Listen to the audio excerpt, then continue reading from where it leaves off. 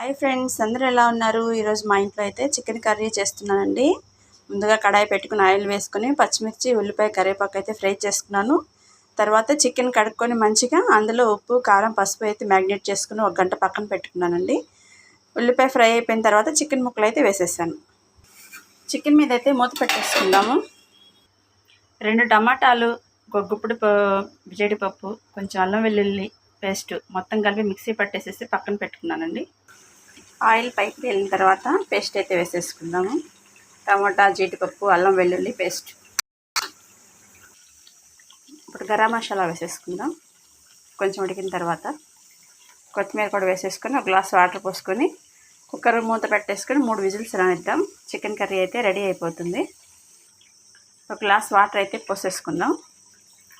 మూత పెట్టేసుకుందాం. కర్రీ అయితే రెడీ అయిపోయింది ఫ్రెండ్స్. రెడీ అయిపోయింది కర్రీ అయితే. చూడండి ఎలా ఉందో, టేస్టీగా యమ్మీగా చికెన్ కర్రీ నా స్టైల్లో. ఓకేనా ఫ్రెండ్స్, ఇలా ట్రై చేసి ఒకసారి చూడండి ఎలా వచ్చిందో నాకు కామెంట్ చేయండి. వీడియో నచ్చినట్టయితే లైక్ చేయండి, షేర్ చేయండి, సబ్స్క్రైబ్ చేసుకోండి. Thank you for watching. Bye friends.